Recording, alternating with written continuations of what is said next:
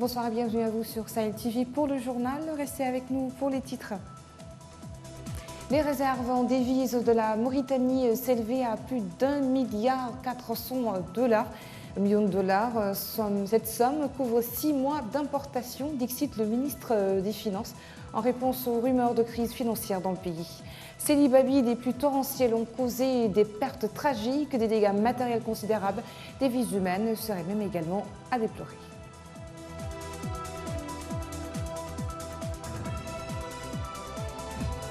Les forces loyales au gouvernement libyen d'Union nationale basé à Tripoli ont affirmé lundi avoir repoussé une attaque des forces rivales du maréchal Haftar pour tenter de reprendre Gairan. Le ministre de l'Enseignement secondaire et de la formation technique et professionnelle, Mohamed Melanin Yeh, et son homologue de l'enseignement fondamental et de la réforme de l'éducation nationale, Adama Soko, ont rencontré aujourd'hui les syndicats professionnels des deux secteurs. Ils affirment être engagés à relever de manière constante le niveau de l'enseignement matériellement et moralement et de celui de ceux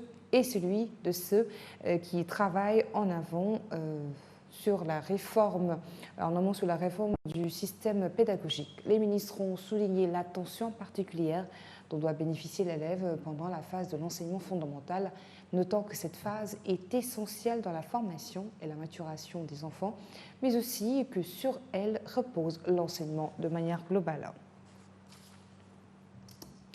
En réponse aux rumeurs qui font état de crise financière dans le pays, le ministre des Finances a fustigé devant la presse ce qu'il appelle la manipulation d'informations relatives à des pratiques financières dans le pays. Il a souligné que le jeu avec les indicateurs est préjudiciable à l'économie et aux citoyens, vu l'étroitesse du lien entre l'inflation et la dégradation du pouvoir d'achat de ce dernier. Compte rendu signé Hamaoula Jagana. Un mois après le départ du pouvoir de l'ancien président Mohamed Ould Abdelaziz, la situation des finances publiques semble très tendue. La question des finances publiques suscite des débats au sein de la presse nationale et la classe politique.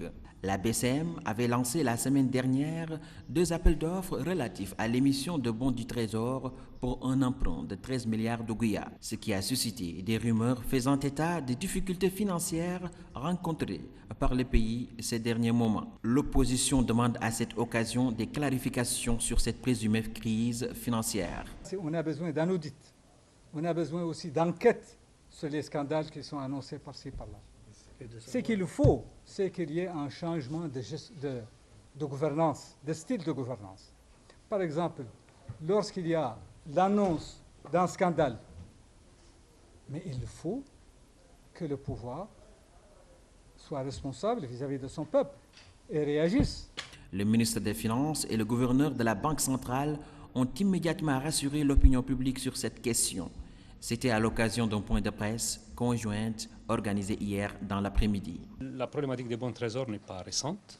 Ce n'est pas hier que c'est venu. C'est une opération routinière qui a commencé en Mauritanie déjà en 1974.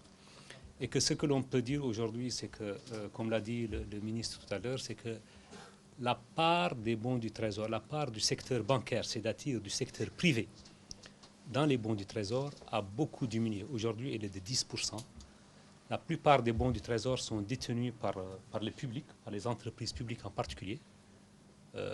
Et donc, ce n'est pas quelque chose de... il ne faut pas le mettre dans une optique pour dire que c'est quelque chose d'inquiétant. Au contraire, c'est une opération de routine qui permet de réguler la trésorerie de l'État. Les rumeurs faisant état de difficultés financières rencontrées par notre pays n'ont aucun fondement et la situation financière est plutôt satisfaisante selon le gouverneur de la BCM. Les réserves de la Banque centrale sont évaluées à 1,048,258 milliards américains, ce qui représente à peu près 6 mois d'importation. Jusqu'ici, et ça c'est une remarque assez intéressante, le paiement des services de la dette est positif. Le flux net est positif. Parce que quand vous contractez des dettes, vous payez aussi les services de la dette, vous entretenez les services de la dette passée.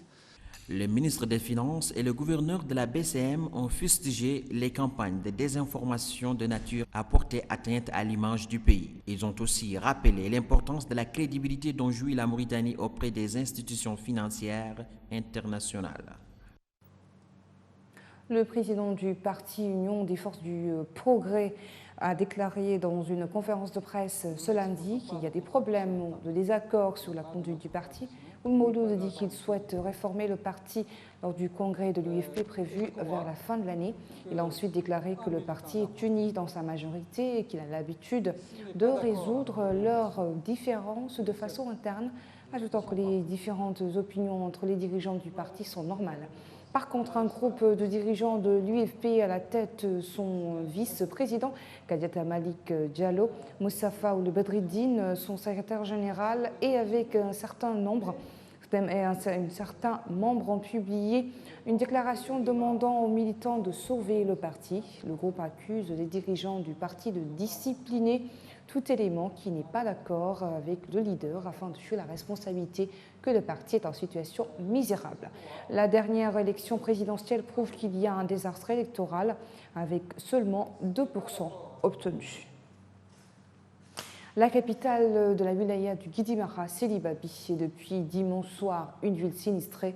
Des pluies diluviennes sont abattues sur la région, faisant des dégâts importants. Nous nous excusons de la qualité des images dans ce récit de Séré Sidibé. Les populations de Sélibabi ont les pieds dans l'eau. La ville a enregistré plus de 200 mm d'eau. Plusieurs quartiers sont sinistrés. On déplore 3 victimes et des dégâts matériels importants. Les populations s'organisent comme elles peuvent pour apporter aide et assistance aux sinistrés en attendant l'arrivée de l'aide et des secours de Nouakchott. Selon le maire de la ville de Sélibabi, Mohamed Val Ould Mekhalla, le bilan des sinistres n'est toujours pas connu. Les opérations de recensement sont en cours. 24 heures après la catastrophe face au mutisme et à l'inaction des autorités, plusieurs ressortissants de la région et de la ville de Sélibabi ont manifesté ce matin à Nouakchott pour dénoncer le manque de réactivité des gouvernants. Certains tenaient des affiches sur lesquelles on peut lire « Tous unis et mobilisés pour les victimes des inondations du Guidimaka ». Cet après-midi, le ministre de l'Intérieur et de la Décentralisation, Mohamed Salem Ould Merzouk, est arrivé à Sélibabi pour s'informer de la situation et exprimer la solidarité de l'État aux victimes des inondations. À Sélibabi, la vie reprend progressivement ses droits. Les habitants sont de nature laborieux et dévoués, 2 traits de caractère qui les disposent à affronter les épreuves. Dans l'actualité internationale, les forces loyales au gouvernement libyen d'Union nationale, GNA, basées à Tripoli, ont affirmé lundi avoir repoussé une attaque des forces rivales du maréchal Khalifa Haftar pour tenter de reprendre Garian, plutôt selon un porte-parole. 2 groupes de milices pro-Haftar se sont infiltrés dans des zones près de Garian et ont tenté d'avancer sous la couverture de drones pour reprendre la ville. Il s'agit de la première tentative des forces pro-Haftar de reprendre cette ville stratégique où vivent 200 000 habitants. Selon ce porte-parole, ces combats ont fait 8 morts et 10 blessés parmi les forces du gouvernement libyen d'Union nationale et des dizaines de morts et de blessés dans le camp adverse. Des Soudanaises ont manifesté à Omdurman pour demander une participation égale des femmes aux institutions de transition. Les organisatrices du mouvement de contestation Non à l'oppression des femmes affirment continuer leur combat pour l'égalité, la justice et la liberté pour toutes les femmes. 2 femmes sur 6 font partie du Conseil de transition. La Commission électorale nationale indépendante du Niger a dévoilé le calendrier des prochaines élections.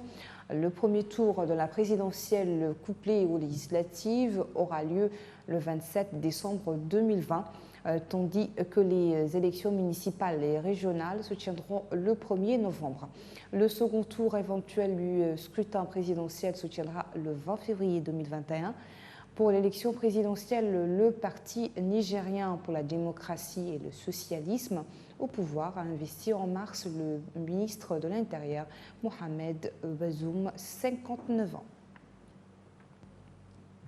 Après plusieurs mois de tension, le président iranien Hassan Rouhani a appelé mardi son homologue américain Donald Trump à faire le premier pas en levant toutes les sanctions contre son pays en réponse à la déclaration américaine lundi.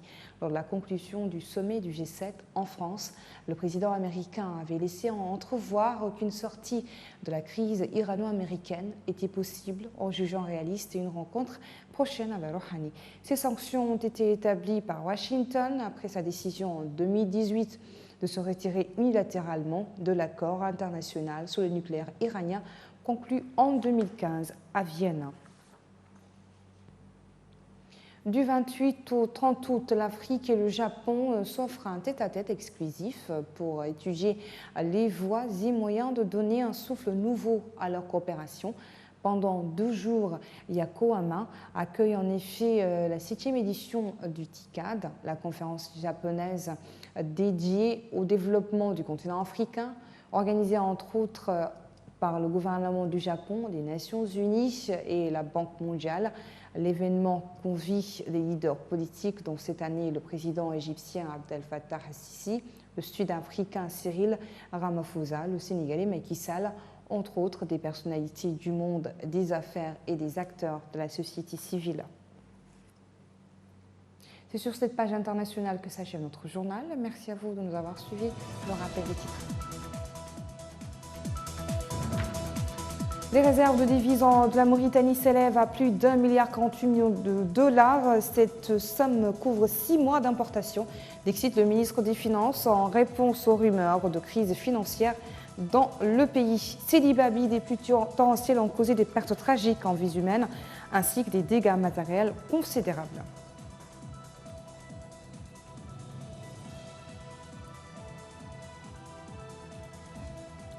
Les forces loyales au gouvernement libyen d'Union nationale basées à Tripoli ont affirmé lundi avoir repoussé une attaque des forces rivales du maréchal Haftar pour tenter de reprendre Gariana. Merci de nous avoir suivis. Excellente suite de programme en compagnie de Sahel TV. Bonsoir.